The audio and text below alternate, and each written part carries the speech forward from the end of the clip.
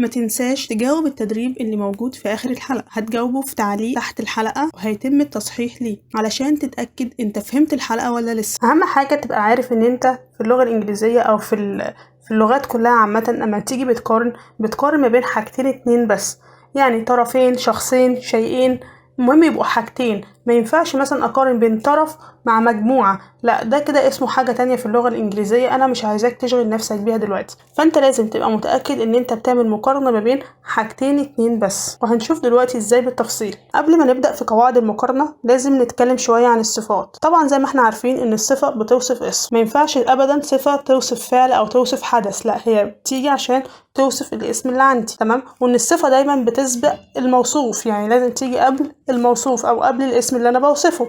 دي اول حاجة. تاني حاجة ان انا اقدر اقسم عندي الصفات لنوعين زي ما احنا شايفين، صفات قصيرة وصفات طويلة. يعني ايه صفات قصيرة؟ يعني صفات قصيرة بقولها على مقطع واحد، لما باجي انطقها بنطقها مرة واحدة، زي كلمة cold بارد، انا هنا نطقتها على مرة واحدة. لكن صفات طويلة دي انا بنطقها على كذا مقطع، اكتر من مقطع، زي كلمة expensive. لو تلاحظ هنا انا نطقتها على كذا مرة، expensive، تمام؟ فهنا انا نطقتها على كذا مقطع، expensive يعني غالي. فده تقسيمة الصفات اللي عندي، تقسيمة قصيرة، صفات قصيرة، وصفات طويلة، لان كل واحدة ليها قواعد في المقارنة. دلوقتي احنا هنتكلم عن قواعد المقارنة باستخدام الصفات القصيرة. يعني لو هاجي اقارن بين شخصين او بين حاجتين هستخدم معاهم صفة قصيرة، اللي هي الصفة اللي بتتنطق على مقطع واحد زي ما اتفقنا. طيب هعمل ايه عشان اخلي الصفة دي تصلح للمقارنة؟ بزود للصفة اللي عندي يا اما IER يا R يا ER. طيب امتى ازود كل واحدة فيهم؟ هل بحط اللي تعجبني ولا ليهم قواعد؟ لا ليهم قواعد. اول قاعدة ان انا بحط IER لما تكون الصفة اللي عندي بتنتهي بحرف Y قبلها ساكن. طب يعني ايه حرف ساكن؟ يعني حرف مش من الحروف المتحركة، زي كلمة easy يعني سهل. طب عايزة اقول اسهل، والله الامتحان ده اسهل من الامتحان اللي قبله، فانا هحول كلمة سهل لأسهل. طيب هعمل ايه؟ ايزي اخرها واي، بس قبل الواي حرف ساكن اللي هو الاس، مش من الحروف المتحركة، فهحذف الواي واحط IER فهتبقى easier. لو كلمة اخرها حرف اي زي كلمة large يعني كبير، هنا مش معقولة هزود لها اي تاني، لا طبعا هي كده كده اخرها اي، فهحط ار على طول فهتبقى larger. لو كلمة ما فيهاش، مش بينطبق عليها الحاجتين دول، لا هي اخرها واي ولا هي اخرها اي، لا هي اخرها واي قبله ساكن ولا هي اخرها اي، هنا بزود ER عادي خالص، زي كلمة old كبير السن او قديم هتبقى older، احط ER عادي خالص. خلينا في الاول متفقين ان انا بعد بزود للصفة ER او R او IER على حسب القواعد اللي احنا اتفقنا عليها من شوية، بحط كلمة than اللي هي معناها من، زي ما احنا قلنا اكبر من، اصغر من، اقل من، اسرع من. طب كلمة من دي اللي هي than.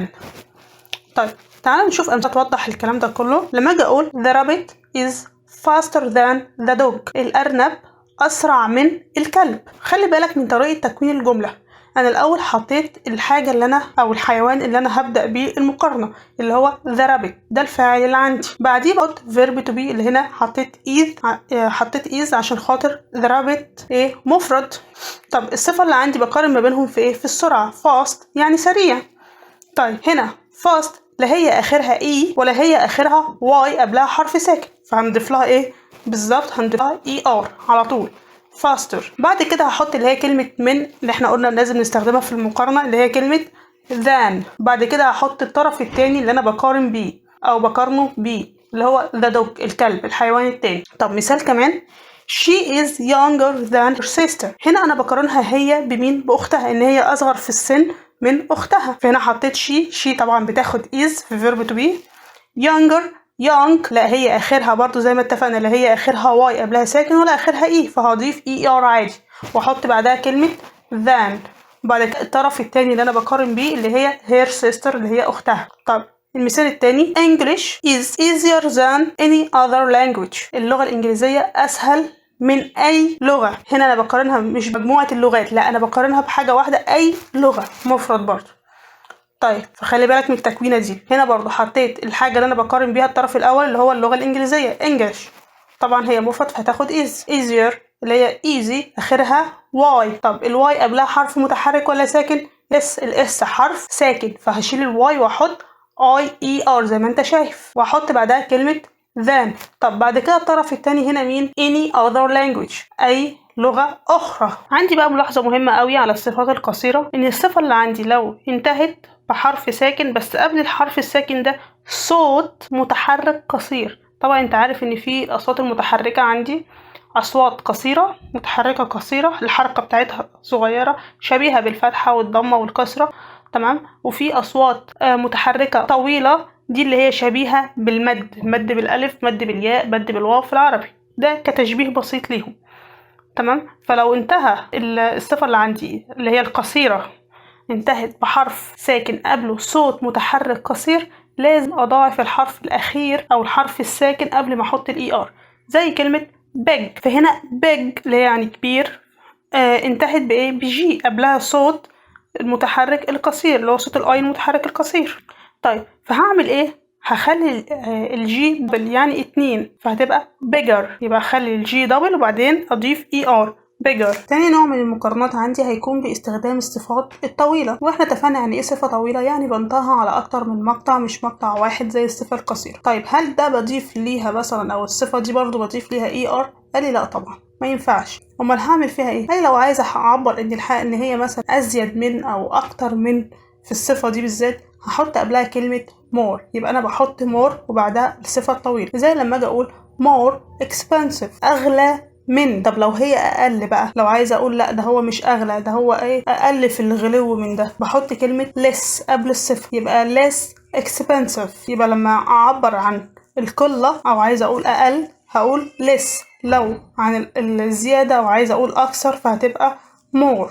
وبرضه هنحط بعدها كلمة than بعد الصفر، احنا متفقين ان دي معناها من. طيب زي المثال اللي معايا ده تعالوا نطبق عليه. The car is more expensive than yours. هذه السيارة أو تلك السيارة أغلى من أو أكثر غلوا من سيارتك. The car اللي هي تلك السيارة، هنا حطيت بعدها verb to be is طبعا عشان هي مفرد. طيب عايزة أقول أكتر غلو أو أغلى من، فهحط كلمة more قبل expensive. ليه؟ لأن expensive صفة من الصفات الطويلة اللي بنطقها على كذا مقطع. وبعد كده بحط كلمة than عادي خالص، والطرف التاني اللي أنا بقارن بيه اللي هو yours ده ضمير ملكية معناها بتعود أغلى من سيارتك وأنت. بس عندي ملاحظة صغيرة جدا على كلمة less ومور. كلمة مور اللي هي بمعنى أكثر ما ينفعش أستخدمها غير مع الصفات الطويلة فقط، يعني ما ينفعش أستخدمها مع صفة قصيرة أبدا. لكن كلمة less أقدر أستخدمها مع الصفة الطويلة والصفة القصيرة بمعنى أقل، وهتديني نفس المعنى. بمعنى إيه؟ يعني لما يجي أقول مثلا أحمد is stronger than علي، أحمد أقوى من علي. هنا الطرف الأول في المقارنة اللي هو أحمد طبعا مفرد، هحط وراه فيرب تو بي اللي هو is. هنا أنا حطيت للصفة عشان هي قصيرة strong صفة قصيرة، فهزود لها إيه عادي خالص زي ما اتفقنا بناء على القواعد اللي احنا قلنا عليها، وهحط كلمة بعدها كلمة than عادي خالص وبعدها الطرف التاني اللي هو علي. طيب لو حبيت أعمل الجملة دي بطريقة تانية أو أقولها مثلا أحمد is more strong than علي، هل ده ينفع؟ لا ما ينفعش. انت عايز تقولها اكثر قوة بس ما ينفعش. ليه؟ لان مور ما ينفعش استخدمها غير مع الصفات طويلة فقط، ما ينفعش تيجي مع الصفات القصيرة. طب ممكن اقولها ازاي بقى؟ اقول ان علي اقل قوة من احمد، اعكس الجملة، بمعنى هتبقى علي is less strong than احمد. هنا اديتني نفس المعنى بطريقة تانية، ان علي اقل قوة من احمد، يعني معناها برضو فيما معناه ان احمد هو القوي اكتر. ليه؟ لان انا اقدر استخدم less مع الصفات القصيره، بس بحط الصفه زي ما هي، ما اضيفش عليها اي حاجه خالص، لا اي ار ولا حاجه. يعني ما ينفعش اعملها زي الصيغه اللي فوق اللي هي احمد is stronger than علي، لا هخليها زي ما هي خالص. علي is less strong than احمد. عندي بقى بعض الصفات اللي هي ليها صيغ غير منتظمة أو شاذة بمعنى أصح، ما ينفعش إن أنا أطبق عليها نفس القواعد، أو إن أنا أزود لها ER أو أحط قبلها كلمة more أو less أو الكلام ده كله. لا، هي ليها صيغة معينة بتيجي بيها في المقارنة، زي كلمة bad يعني سيء. طب عايزة أقول أسوأ، ما ينفعش أحط لها ER، أمال هقولها إزاي؟ هتبقى worse. far بعيد هتبقى farther أو farther. for أسبق هتبقى former. good أو will هتبقى better. little هتبقى less. many أو much أو a lot of هتبقى more. في بعض الظروف اللي أنا بستخدمها قبل الصفات عشان تقدر تديني مثلا درجة أقوى من الصفة أو تعلي منها أو تديني درجة أقل تضعف منها شوية، زي كلمة slightly, a bit, little, even, much, a lot, far. زي المثال اللي معايا لما أجي أقول مثلا the weather today is a little colder than yesterday. The weather today is a little colder than yesterday. The weather today اللي هو الطقس اليوم is يكون a little colder أقل برودة، يبقى أقل برودة من أمس. فإحنا هنا استخدمنا كلمة a little عشان تديني معنى قليل شوية من الصفة اللي هو أقل برودة، فتضعف من درجة البرودة بتاعة الطقس عن امبارح. في بعض الملاحظات الصغيرة على اللي بيجي بعد كلمة than. لو أنا هستخدم بعد than ضمير، يعني هشيل الطرف التاني اللي أنا المفروض أحطه بعد كلمة than وأحط مكانه هعوض عنه بضمير. لو هستخدم ضمير بس مش وراه حاجة تاني فلازم هنا استخدم ضمير فعول. وهسيب لك في الوصف تحت او في اخر الحلقة رابط لحلقة انواع الضمائر عشان تقدر تفرق بين الضمائر وانواعها وتعرف تستخدمها في المقارنات بطريقة صحيحة. زي المثال اللي معايا هنا he is taller than me، هو اطول مني. فهنا لاحظ ان بعد than انا ما حطيتش اسم شخص وما حطيتش الطرف التاني، عوضت عنه بضمير. فهنا لازم يكون ضمير مفعول اللي هو اطول مني انا. ما ينفعش احط I taller than I، لا لازم احط me. طيب لو هيجي بعد than ضمير وفعل او جملة قصيرة انا هستخدم ضمير ووراها فعل، فهنا لازم استخدم ضمير فاعل.